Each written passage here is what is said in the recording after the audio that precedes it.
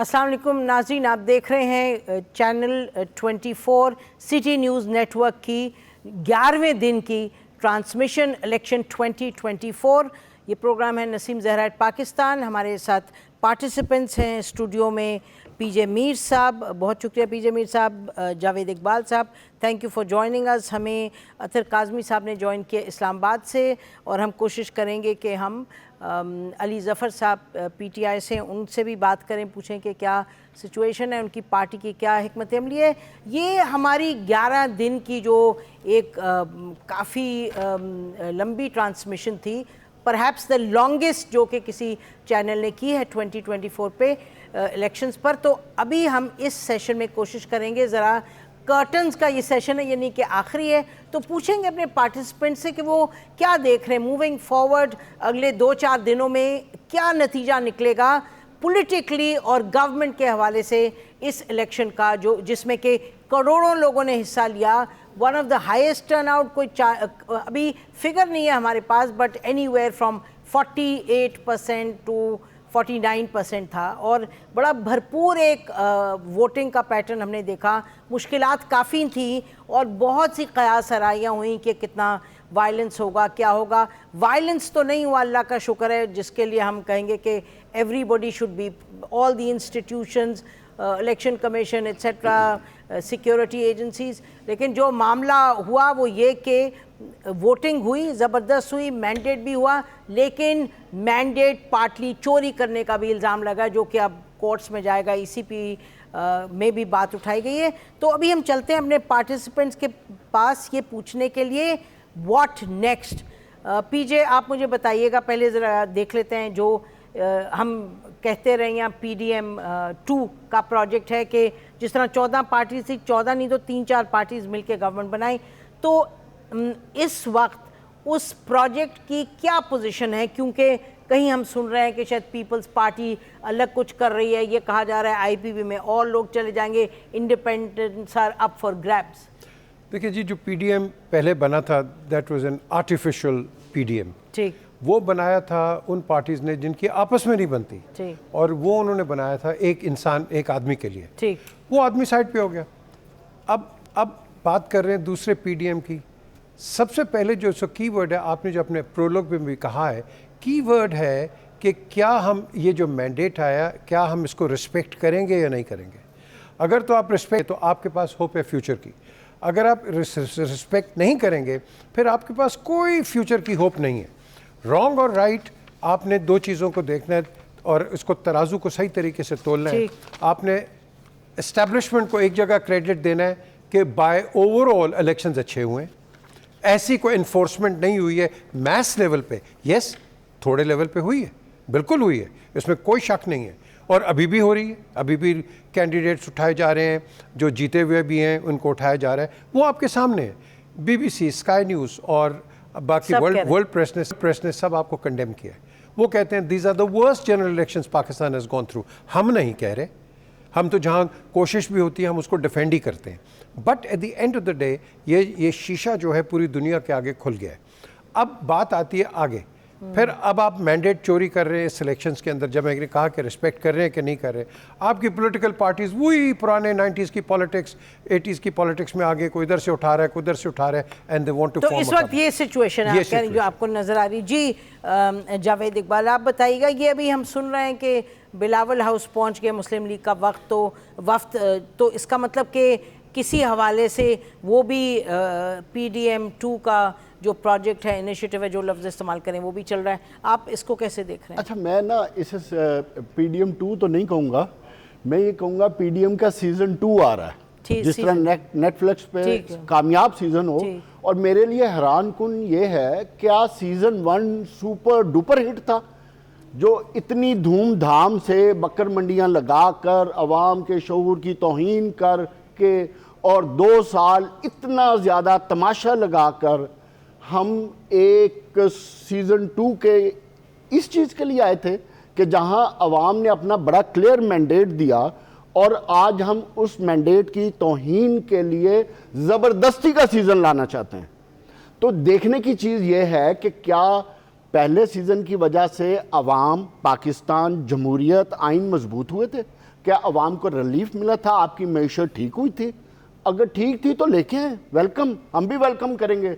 जो आप इस वक्त बकर मंडी लगा रहे हैं, लगाएं, हम भी उसे अप्रिशिएट करेंगे। क्या उससे आइन और कानून मजबूत हो रहा है? अच्छी बात है, करेंगे। मतलब ये मुलाकातें करना, ये कहानियाँ चलाना, एक दूसरे को इलेक्शन से पहले जफियाँ डाल के चल रहे हैं, और जैसे ही इलेक्शन का बिगल बजा तो एक दूसरे पर तनकीदें शुरू कर दी। तो ये जो टोपी ड्रामा, तो हमें ये समझ लेना चाहिए इस 2024 में ये अवाम को हर चीज की समझ आती है, हमारे से ज्यादा समझ आती है। पॉइंट क्या आपका इस वक्त क्या सिचुएशन है? अभी आपको लग रहा है कि पीडीएम वाला ही इनिशिएटिव आगे जा रहे हैं? 100% पीडीएम सीजन 2 ही आएगी। अच्छा ठीक है, पीडीएम चाहे वो कामयाब हो ना हो, ठीक, उससे मैं समझता हूँ लाने वालों को भी नहीं फर्क पड़ता, आने वालों को भी नहीं फर्क पड़ता, मगर फर्क इस अवाम को जरूर पड़ेगा। पॉइंट जी।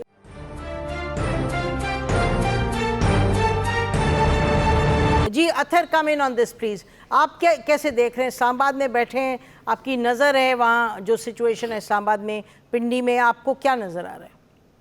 देखिए, ऑब्वियसली हुकूमत बनाने की कोशिश की जा रही है, और इस वक्त जो हुकूमत बनती भी नजर आ रही है वो पीपल्स पार्टी और नून लीग का ही एक तरह से, जिसे आप कह सकते हैं, कोलेशन होगी। क्या पता उसमें MQM भी शामिल हो, JUIF वाले भी शामिल हो, और यही लोग हुकूमत बनाने की कोशिश कर रहे हैं।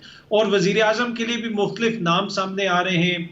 मियाँ साहब का नाम भी सामने आ रहा है। ये भी कहा जा रहा है कि बिलावल साहब का नाम है, जरदारी साहब की ख्वाहिश है कि बिलावल साहब को वजीर आजम बनाया जाए, और सदर ममलिकत का जो ओहदा है वो मियाँ साहब को ऑफर किया जाए।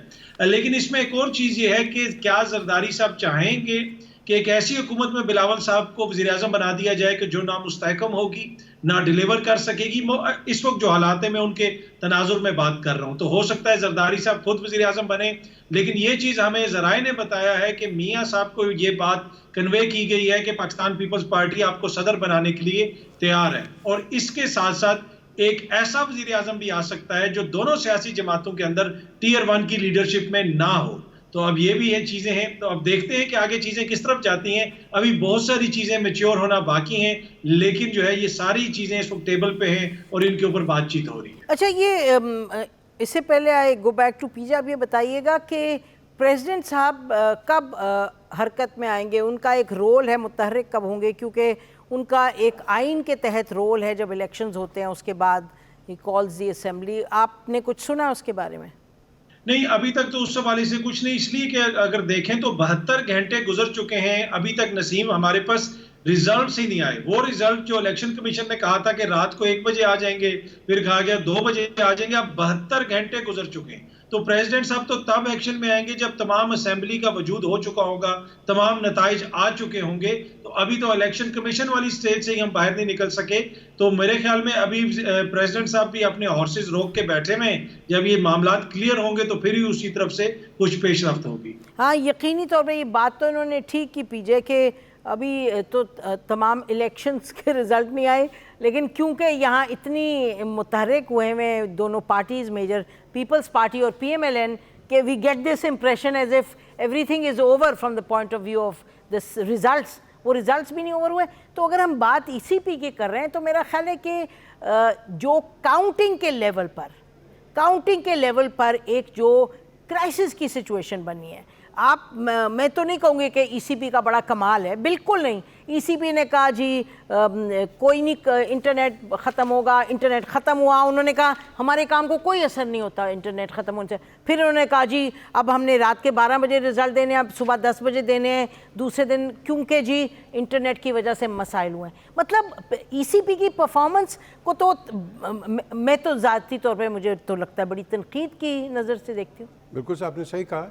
मैं तो कहूँगा बिफोर आंसरिंग योर क्वेश्चन कि ये सब जब काम ठीक होता है, the election commission of Pakistan should be there should be an inquiry held against them, और we should be asking, the public inquiry should ask कि तुम्हारी ये जो गलतियां हैं, please answer those questions. Election commission साहब, चीफ इलेक्शन कमीशन साहब resign करें, यानी कि कोई तो बात, मतलब ये तो काफ़ी क्राइसिस हुई है। देखिए, हम कह रहे हैं कि वायलेंस नहीं हुआ तो हम कहते हैं अल्लाह का शुक्र है, बट उसके बाद देखिएगा काउंटिंग लेवल मैंने जी ये कोई मेरे ख्याल साल पहले ही मैं कह रहा हूँ कि अगर कोई टेंट और पेंट होता है, और particularly a delicate responsibility of the chief election commissioner, उनको उसी वक्त रिज़ाइन कर देना चाहिए।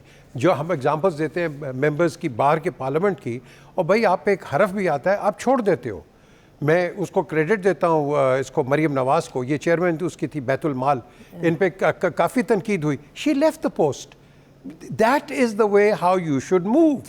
हम नहीं करते, हमने जिसको तनकीद करना है उसको करते रहना है, जिसको तारीफ़ करनी है उसकी तारीफ़ करते रहना है, हमने बैलेंस आउट करना कोई नहीं है। बुरा बुरा उसके अंदर भी तो कोई अच्छाई है, उसको भी तो देख लो कुछ, हमारा वो टिल्ट ही नहीं है इस तरह। अब यहाँ बात आती है कि आप सेंटर को छोड़ दें, पावर गेम है आपकी पंजाब की, जिसने पंजाब संभाला उसने पाकिस्तान को रन किया। ये दोनों का, Shahbaz when he was chief minister and Nawaz when he was the prime minister, they were running smoothly. उससे पहले आप 88 में उससे पहले देख लें, जब बेनज़ीर आई थी तो Benazir couldn't even come to Lahore क्योंकि एनिमोसिटी इतनी हो गई थी when Nawaz Sharif was the chief minister. हमें वी गॉट टू, कहते हैं ना, override all of these problems, क्योंकि आपकी पॉपुलेशन एक्सप्लोजन हो गया, आपकी इकोनॉमी बिल्कुल डाउन एंड ड्रेन हो गई। हमने देखना है कि आगे कौन लेके जाएगा। अभी क्लियर नहीं है आगे कौन लेके जाएगा।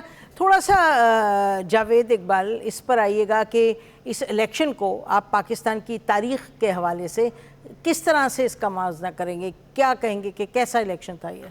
मेरा ख्याल है कि पाकिस्तान की तारीख का ये सबसे कंट्रोवर्शियल इलेक्शन है, और जो हमारे इलेक्शन कमिश्नर साहब हैं वो भी पाकिस्तान के तारीख के शायद तनाज़ा तो लफ्ज़ ही छोटा है, मैं और कोई लफ्ज़ यूज़ नहीं करना चाहता, ऐसा इलेक्शन कमिश्नर पाकिस्तान की तारीख में आया ही नहीं।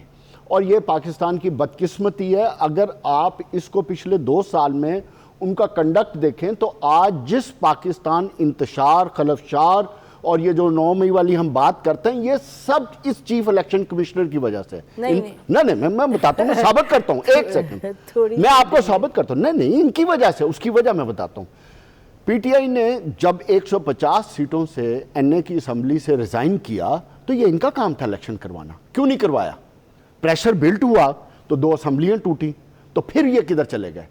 फिर उसके बाद दोबारा इलेक्शन की डिमांड थी, हालात थे, मामलात थे, इन्होंने फिर वही किया। तीसरा इन पे क्या है, इन्होंने एक सियासी जमात से उसका सिंबल ले लिया। तो हॉर्स ट्रेडिंग, इंतशार, ये जो आज हम देख रहे हैं, इसकी वजह भी चीफ इलेक्शन कमिश्नर है। और चौथी जो सबसे बड़ी वजह है, जो इस वक्त पाकिस्तान के हर शहर में तकरीबन आप ये देखेंगे जो लड़ाइयाँ हो रही हैं वो इस वजह से हो रही हैं कि आरओज का इलेक्शन बन गया ना। आरओज को पाकिस्तान तहरीक इंसाफ सुप्रीम कोर्ट में गई, जो जिसको मुतनाज़ा किसने बनाया? चीफ इलेक्शन कमिश्नर ने ना। तो अगर इनकी आप चार्जशीट लें डे 1 से लेकर आज भी, जिस तरह इलेक्शन को डिले किया गया कानून के तहत रात के 2 बजे इनको रिजल्ट देना, ठीक है, I've got your point, तो इनको चार्जशीट करना चाहिए ना। Got your point। मेरा ख्याल है ये पूरी हकीकत नहीं है। पूरी हकीकत ये है कि फाइनेंस मिनिस्ट्री ने, डिफेंस मिनिस्ट्री ने कहा कि हम नहीं अपना रोल अदा कर सकते। फिर ये क्या करते? ये या मामला गया भी सुप्रीम कोर्ट में, सुप्रीम कोर्ट ने फिर बनने के लिए इस्तीफा देते। हाँ, तो फिर आगे भी तो आपने देखा ना, जब सुप्रीम कोर्ट का भी तो रोल बनता है ना। सुप्रीम कोर्ट को कहां से हुआ? अच्छा, स्टार्ट यहाँ से हुआ, तो सुप्रीम कोर्ट ने भी तो रोल अदा किया।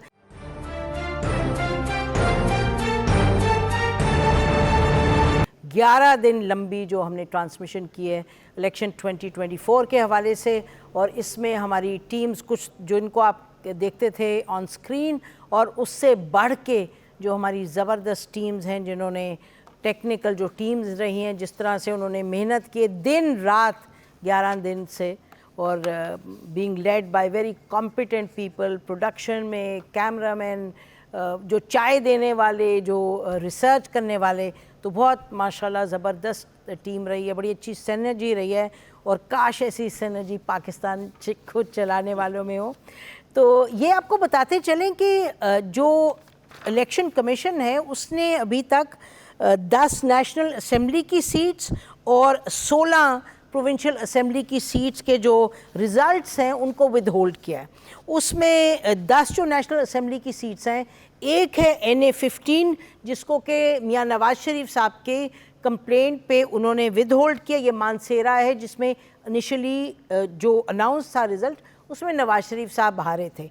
इसी तरीके से 9 जो हैं पीटीआई के जो कंटेस्टेंट्स हैं उन्होंने एप्लीकेशन दी और उन्होंने कहा जो हम हारे हैं वो गलत हारे हैं, और सब ने मामला उठाया है फॉर्म 45 का। और प्रोविंशियल असेंबली में 16 सीट्स का जो रिज़ल्ट विद होल्ड किया, ये तमाम के तमाम पीटीआई ने कंप्लेंट्स की थी। तो ये आपको बता दें। और अभी जो हम बात यहाँ कर रहे हैं तो बिलावल हाउस लाहौर में एक बड़ी डेलीगेशन गई है पीएमएलएन की तरफ से, लेड बाय शहबाज शरीफ साहब और एहसन इकबाल साहब हैं, साद रफ़ीक साहब हैं, मलिक अहमद हैं, आज़म नज़ीर तारड़ हैं, और ये आसिफ अली जरदारी साहब, बिलावल भुट्टो और उनकी डेलीगेशन को मिलने गए हुए हैं। अच्छा अतर, आपके पास आते हैं, हम थोड़ा सा कर रहे हैं कि राउंड अप करें ज़रा, और आप बताइए कि आप इन इलेक्शंस को कैसे देखते हैं? देखिए, इन इलेक्शंस को मैं पाकिस्तान की जो अवाम है उनका इलेक्शन देखता हूँ, इसलिए कि मेरे ख्याल में पहला ऐसा इलेक्शन होगा कि जहाँ पे ऐसे लोग भी जीते हैं जिन्होंने बहुत ज़्यादा पैसा नहीं लगाया। पहली दफ़ा तारीख में ऐसे लोग जीते जो शायद अपने हलकों में भी ना गए हों, जिनके ऑफिस भी नहीं है। इसमें ऐसी ख्वातीन जीती हैं जिनके लिए बड़ी ज़्यादा मुश्किलात थी। तो ये कमज़ोरों का इलेक्शन था, ये ख्वातीन का इलेक्शन था, ये हर उस बंदे का इलेक्शन था कि जिसको कहा गया था कि ये कभी भी नहीं जीत सकता, ऐसा कभी भी नहीं होगा। इलेक्शन डे की एक साइंस होती है, ये हमें बताया गया कि उस दिन आपको लोगों को निकालना पड़ता है, आपको उससे पहले बड़ी कैंपेन करनी पड़ती है। इधर देखें, करोड़ों के जलसे हुए, बड़ा पैसा लगा, बड़े बड़े स्टेज बने, मरियम बीबी ने आके खिताब किया। दूसरी तरफ हम देख रहे हैं कि वो एक बाजार के अंदर ज़रताज गुल साहब अकेली कुर्सी पे बैठी हुई हैं। तो ये सारा एक मिक्सचर है। मेरे ख्याल में पाकिस्तान की जमहूरियत के लिए ये बड़ा बेहतरीन इलेक्शन है। वो मैं इस सेंस में कह रहा हूँ कि पाकिस्तान की आवाम ने बाहर निकल के जमहूरी अपना जो राइट है उसका इस्तेमाल किया और उम्मीद की है कि हम अपने वोट के जरिए तब्दीली लाएंगे। तो इसको एज ए पॉजिटिव हमें देखना चाहिए। तो ये जावेद इकबाल साहब जो काफ़ी लंबा उन्होंने एक अफसुर्दा यानी कि सीन खींचा, उन्होंने कहा ये तो बकर मंडी है और ये देखें और काउंटिंग पे क्या हो रहा है, तो उस पर आप क्या फरमाएंगे? देखिए, वो जो उन्होंने कहा वो बिल्कुल हकायक है। मैं दूसरी साइड दिखा रहा था, वो तो उन्होंने बिल्कुल बजा फरमाया। आप इस इलेक्शन की क्रेडिबिलिटी को देख लें कि आलमी दुनिया इसको किस तरीके से देख रही है। आप ये कहते हैं कि जी सुप्रीम कोर्ट ने वो बल्ले का निशान वापस ले लिया। गुज़िश्ता रोज जो डेविड कैमरन की स्टेटमेंट आई बरतानिया के वजीर खारजा की, उसमें बाकायदा तौर पर इस चीज़ का जिक्र है कि लीगल प्रोसेसेस को यूज करके जाने माने इंतखाबी निशान वापस लिए गए, लीडरशिप को इलेक्शन से बाहर रखा गया। तो वो तो क्रेडिबिलिटी तो इसकी बहुत ज्यादा मुतासिर है इस इलेक्शन की। पर मैं ये कह रहा हूं कि उन सारी चीजों के बावजूद फिर भी जो अंडरडॉग थे उन्होंने ये इलेक्शन जीता। और वो किस तरह जीता? इसलिए कि पाकिस्तान की आवाम ने कहा कि हम अपने वोट के जरिए तब्दीली लाएंगे। तो उसको मैं एज ए पॉजिटिव देख, ठीक है, उसको पॉजिटिव देख रहे हैं। और ये मैं नाज़रीन कहती चलूँ कि यकीनी तौर पे हम बात करते हैं कि बाहर की दुनिया किस तरह रिस्पॉन्ड करती है, तो ज़ाती तौर पे हमें यही समझ आई है इतना देख के, 3-4 दिहाई पाकिस्तान की सियासत देख के, कि सबसे पहले मामला है हमारा अपना पाकिस्तानियों के लिए किसी चीज़ की क्रेडिबिलिटी क्या है। तो ठीक है, बाद में देखा जाएगा बाहर कैसे दुनिया देख रही है, लेकिन हमारे यहाँ अगर क्रेडिबिलिटी नहीं है तो क्रेडिबिलिटी नहीं है। लेकिन पीजे, क्रेडिबिलिटी जो भी हो, अल्टीमेटली आप देख ही रहे हैं कि ये इन्होंने बड़ा अच्छा खाका खींचा है और सही कहा कि अच्छा इलेक्शन था, it was an election of peoples mandate. लेकिन अब वो मैंडेट जो है किन हालात में वो इंटैक्ट रह सकता है, क्योंकि पिछले 2-3 दिनों में उसका इंटैक्ट ना रहना है जो डिस्कशन का पॉइंट है। बिल्कुल सही, उन्होंने एक बड़ी इंपॉर्टेंट बात की है कि ये जो मिथ थी पैसे की, ये इस इलेक्शन पे नहीं चली। हाँ। वो टूटी है। सही बात। तो आपका इलेक्शन पैसे के बगैर भी हो सकते हैं, proviso you have somebody to look up to. एक दूसरी चीज़ है कि हम बात करते हैं PDM 2। नो, PDM 2 नहीं है, अब लाडला 2 होगा। या लाडला 2 कौन बनेगा? आपने पहले लाडला 1 बना दिया था ना, तो आज भी लाडला 2 ही बनेगा।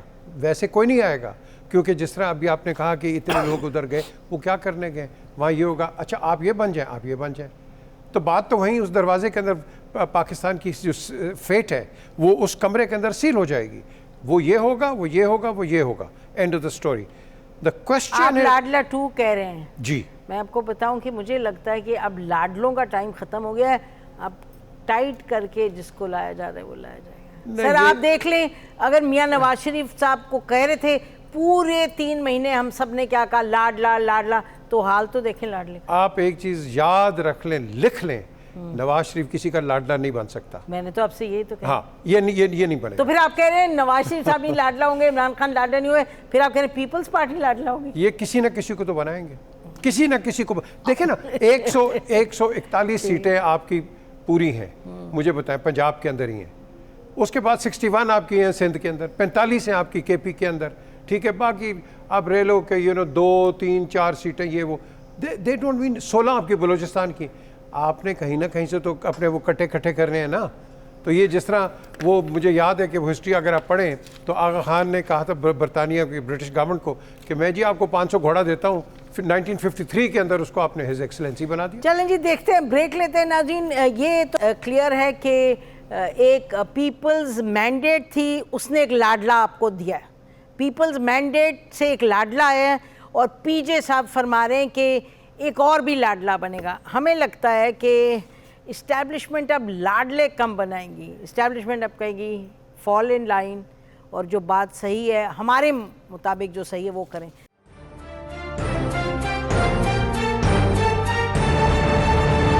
Last segment of the last day of our transmission, जो 2024 इलेक्शंस की सिटी न्यूज़ नेटवर्क चैनल 24 ने की 11 रोज़। तो इससे पहले हम कंक्लूड करें, हमारा ख्याल कि पीजे और जावेद इकबाल थोड़ा सा फोकस कर लेते हैं 2 पॉलिटिशियंस पे। हमने मियां नवाज शरीफ साहब की बात करते रहे, इस्टेब्लिशमेंट की बात करते रहे, आसिफ अली जरदारी साहब की पॉलिटिक्स अभी के हवाले से बताएं कि गोइंग फॉरवर्ड आप क्या देखते हैं अगले 2 दिनों में। देखिए जी, Asif Ali Zardari has always come to the aid of the country politically by, आप कह लो कि by agreeing to resolve issues। जब वो कहते हैं ना पाकिस्तान खपे, I think that was his key point। अब क्या करेंगे सर? अब क्या I think he will still do in the larger interest of the country। नहीं, मतलब कि how will it manifest itself, क्या करेंगे उन्होंने तो अभी। I think he will not argue where give and take is concerned। ये वहाँ करेंगे, ये वो नहीं करेंगे। ही will not be a stubborn politician कि नहीं जी मुझे तो यही चाहिए। ऑब्जेक्टिव क्या, उनका बॉटम लाइन क्या होगी? नहीं जी, उनका बॉटम लाइन ये है, give me Sindh and Sindh is his, उनको मिल गया। नहीं वो यही है, give me Sindh and free hand, because you see don't forget PMLN has not campaigned in Sindh। Sindh एक कहेंगे, और and they'll want to share in the center with Bilawal probably coming in again as a foreign minister। As a foreign minister। नाज़रीन ये याद रखें कि आसिफ अली जरदारी साहब peoples party की जो इस वक्त सिचुएशन है, उनको कोई नहीं कह रहा जी आपने रिगिंग की। उन्होंने कहा जी आपको जो सीट्स मिली हैं वो आपकी हैं। उनके पास सिंध भी है, उनके पास बलूचिस्तान भी है, उनके बगैर गवर्नमेंट बन ही नहीं सकती फेडरल लेवल पे। हाँ जी, देखिए इस इलेक्शन में 3 विनर हैं, एक अवाम है, आसिफ अली जरदारी, नंबर 2 आसिफ जरदारी साहब हैं, और number 3 PTI chairman Imran Khan. जरा नहीं, आप आसिफ जरदारी साहब के बारे में सिर्फ एक बात है, उन्होंने पावर पॉलिटिक्स करनी है, उन्होंने मुसालहत करनी है, उनको प्राइम मिनिस्टरशिप चाहिए, वो उसके लिए हर तरह की बारगेन करेंगे, और वो हर लम्हे ये एक बात समझते हैं कि ये एक आखिरी मौका उनके पास, और एक ऐसी पोजीशन में ये इलेक्शन उनको ले आया जहां वो खुद या अपने बेटे को प्राइम मिनिस्टर बनाकर उसको ट्रेन कर सकते हैं। मतलब इससे ज़्यादा मुझे नहीं पता उनको क्या समझ आएगी, और मैं ये समझता हूं कि वो इस पे बॉटम लाइन क्या होगी, उनकी बॉटम लाइन प्राइम मिनिस्टर, और इसके अलावा उनकी कोई बॉटम लाइन नहीं, क्योंकि सिंध ऑलरेडी उनके पास है, पंजाब उनको मिल नहीं सकता, बलूचिस्तान उनके पास ऑलरेडी है, तो इसके अलावा उनकी कोई बॉटम लाइन नहीं है। हाँ, अनटिल एंड अनलेस कि एक ऐसी सिचुएशन क्रिएट की जाए जहां उनको ट्विस्ट किया जाए, तो शायद वो किसी, बिकॉज उनके ट्विस्ट तो होते नहीं है, वो ट्विस्ट करवाते हैं, और देयर आर लॉट ऑफ उनकी वीकनेसेस भी हैं। नहीं वो इसमें तो कोई ऐसी बात नहीं है। Naseem, Bilawal has a lot of future, और short of that he will not compromise. ठीक है, आप कह रहे हैं कि उनके लिए बिलावल भुट्टो नहीं, आपकी फिर आप कह रहे हैं कि बिलावल भुट्टो को प्राइम मिनिस्टर के तौर पे, अदरवाइज अगर उनको बिल्कुल फोर्स कर दिया गया, चलो इसको ऐसे ही कर लें, फोर्स कर दिया गया, तो वो पंजाब से मिनिस्ट्रीज भी मांगेंगे, गवर्नरशिप भी मांगेंगे, स्पीकरशिप भी मांगेंगे, और सेंटर में और फिर उसके बाद सदर बनना चाहेंगे, ठीक। फिर उसके बाद सेंटर में ठीक, स्पीकर ठीक। बनेंगे और मिनिस्ट्रीज लेंगे। मतलब वो इस तरह बिल्कुल फ्री फॉर नथिंग नहीं नेचुरली नहीं देंगे। तो फिर आखिर में लगता ही है कि आसिफ अली जरदारी साहब डिप्टी प्राइम मिनिस्टर या कुछ अपने बेटे को बनाएंगे अगर उनको प्राइम मिनिस्टरशिप ना मिली। बाकी तो फिर ऑब्वियसली सब का हिस्सा होगा कुछ ना कुछ, और प्रेसिडेंट आसिफ अली जरदारी साहब शायद नहीं बन पाएंगे अगर उनके बेटे प्राइम मिनिस्टर होंगे। तो फिर एनीवे विल वेट एंड सी। अब चलें जी इमरान खान पे। मैं इस पे आता हूँ नसीम। नहीं पहले छोटी बात करें। Asif Ali Zardari will not let Bilawal be the fall guy. अगर फॉल गाय आपकी जो होगा, he will take the blame himself and groom Bilawal for the future. नहीं तो डेप्यूटी प्राइम मिनिस्टर के लिए नहीं एग्री करेंगे? नो, किसको? बिलावल को? हाँ। बिलावल को प्राइम मिनिस्टर बनाए, पीछे वो करेंगे। नहीं हम पूछ रहे हैं जरदारी साहब मिनिमम क्या एक्सेप्ट करेंगे? डेप्यूटी प्राइम मिनिस्टर बिलावल हो जाए? Yes, no, बिल्कुल no, he will go for the prime ministership. और अगर अच्छा एक और भी बात याद रखें कि आप दोनों के पीटीआई से एक कांटेक्ट एस्टैब्लिश करने की कोशिश की गई है, मतलब उनसे बात करने की ऑफर दी गई है, लेकिन क्योंकि ऑफिशियल स्टेटमेंट है कि अगर हमें पीपल्स पार्टी को सपोर्ट करनी पड़ी तो हम करेंगे, लेकिन हम बैठेंगे अपोजिशन। हाँ, तो he is not Asif Ali Zardari साहब is not going to get stuck, वो कुछ ना कुछ अपना करेंगे। अच्छा let's go to Imran Khan now, which is the important one in terms of किसी को कुछ पता नहीं क्या करेंगे। Imran, knowing him was 55 years, उसको साउंड एडवाइस की ज़रूरत है। उसको वो लोग चाहिए जो कि साइकोफेंस नहीं हैं। उसको जो मरवाया है, इसके चमचों ने मरवाया है और वो भाग गए। इमरान को अब रीसेट बटन के साथ वो अपने आप को रिव्यू करे, और जब तक अगर अभी क्या करेंगे ना ये बताएं कि अब इस पॉलिटिक्स में वो क्या करेंगे? इस पॉलिटिक्स के अंदर आपकी जो ईगो है, आपके जो वो जो एरोगेंस है, उसको ख़त्म करें and work for the country. Imran करेंगे क्या? Imran has to talk to Asif Ali Zardari. वो नवाज शरीफ से बात नहीं करेंगे क्योंकि वो बिटरनेस। अच्छा, सो योर आपकी ये है प्रोजेक्शन के वो प्रोडिक्शन के वो इनसे बात नहीं करेंगे पीएमएलएन से, लेकिन आसिफ अली जरदारी साहब से बात करनी चाहिए नवाज से, लेकिन नहीं करेंगे। लेकिन करेंगे तो यू आर सेइंग कि he will just talk to. Why? हम पूछ Because they are like-minded. People's Party and PTI are like-minded, whereas in comparison PML is not. That is the difference. देखे ना, इसीलिए तो PMLN के गवर्नमेंट इमरान खान दोनों से बात नहीं करेंगे। उसकी वजह यह है कि उनका जो बयानिया था या उनका जो वोटर है और उनका जो उनकी प्रिंसिपल पोजीशन है, वो दो चीज़ों के खिलाफ है, करप्शन एंड पॉलिटिकल डायनेस्टी। तो ये दोनों पॉलिटिकल पार्टीज़ में करप्शन भी है, इल्ज़ामात लगाते रहे हैं, और पॉलिटिकल डायनेस्टी भी है, मोनार्क सिस्टम है इस पार्टी में। तो इसलिए मैं नहीं समझता इमरान खान इनसे बात करेगा। हाँ, एक काम मिनिमम जो कर सकते हैं वो अनकंडीशनल सपोर्ट पीपल्स पार्टी को देकर खुद वो अपोजिशन में बैठेंगे। अनकंडीशनल सपोर्ट देंगे और बात नहीं करेंगे। बात नहीं करेंगे किसी सूरत। ऐसे होता नहीं है। पंजाब का वैसे डाकू कौन था और किस पार्टी में चला गया और किसने उसको अपना प्रेसिडेंट बनाया, बताएं जरा। नजदीक तो उस्मान बुज़दार है अब ज्यादा। नहीं परवेज इलाई के बाद इसमें कोई दो राय नहीं है। मेरा मतलब कि पॉलिटिक्स, अगर आप इस तरह की पॉलिटिक्स इमरान खान को सिखा रहे हैं कि जी किसी से बात नहीं करनी, पक्की बात नहीं है, वो करेंगे नहीं, मैं तो ये कह रहा हूँ, क्योंकि उनका बयानिया और उनका प्रिंसिपल ये थे ना। हाँ, बट जो उनके लोगों से बात, हाँ, you can't be a lone ranger. But he has to be. और जिस तरह की इस वक्त पॉलिटिकल सिचुएशन पाकिस्तान में अनफोल्ड हो रही है, मुझे नहीं लगता कि पीटीआई की आगे कहीं गुंजाइश नजर आ रही है। केपीके में गवर्नमेंट तो बनेगी उनकी, पीटीआई की केपीके में गवर्नमेंट बनेगी, वही एक स्ट्रॉन्ग होल्ड है जिसको लेकर वो अगली तैयारी करेंगे। आपका ख्याल है कि ऑपोजिशन में बैठेंगे और बात बिल्कुल नहीं करेंगे? इसमें कोई दो राय नहीं है, बिकॉज उनके लिए ना कोई हालात ऐसे हैं, ना उनके ऐसे कोई मामलात मुझे होते हुए नजर आ रहे हैं, और ना कोई ऐसी सिचुएशन बिल्टअप होती नजर आ रही है जहां उनको कहीं से थोड़ी सी भी सपोर्ट मिले और वो हुकूमत नहीं। देखिए ना, सपोर्ट और जब आप पॉलिटिक्स की बात करें तो उसमें सपोर्ट ऐसे तो नहीं होती कोई आगे कहता है कि ले जी ले। एक सेकंड लेट मी फिनिश, एक सेकंड। इस सूरत में आप ये देख सकते हैं कि आपको कोई एक स्पेस मिले, स्पेस मिले का मतलब ये कि आप पीटीआई पीपल्स पार्टी के साथ जब आप कह रहे हैं ना भरपूर सपोर्ट दे रहे हैं, देखिए ये उस वक्त होती है जब कहीं ना कहीं क्वेश्चन मिल रहा हो, आप उनकी विक्टिम गिरा रहे हैं, उनके जीते हुए इलेक्शन अच्छा, को खत्म प्रोग्राम कर का- रहे हैं, तो प्रोग्राम- आप वो फिर कैसे बात अच्छा, योर प्रेडिक्शन इसके बिल्कुल ही बात, हमें लगता है उनके साथ कुछ बातचीत होगी और पीजे का भी ख्याल है कि कुछ गुफ्तगू हो सकती है पीपल्स पार्टी के साथ, नॉट विद PMLN। बहरहाल आप दोनों का बहुत शुक्रिया। नाज़रीन, आपका शुक्रिया, आपने 11 दिन ये देखी जो ट्रांसमिशन थी हमारी, और ख़ास तौर पे हमारे सब पैनलिस्ट का शुक्रिया, हमारी मैनेजमेंट का शुक्रिया, एंड अबव ऑल ये जो लोग कैमरे के पीछे हैं, जो चाय लाते रहे, जो खाना लाते रहे, जो रिसर्च करते रहे, जो ड्राइवर्स आते जाते रहे, जो जिन्होंने पूरा ये संभाला, ये स्ट्रक्चर जो रहा इस ट्रांसमिशन का। एंड हमारे एक जो हैं एक्चुअली जो मेन लीडर हैं, उनको हमने उधार पे दिया था, वो भी वापस आ जाएंगे hopefully for the next major transmission that we have.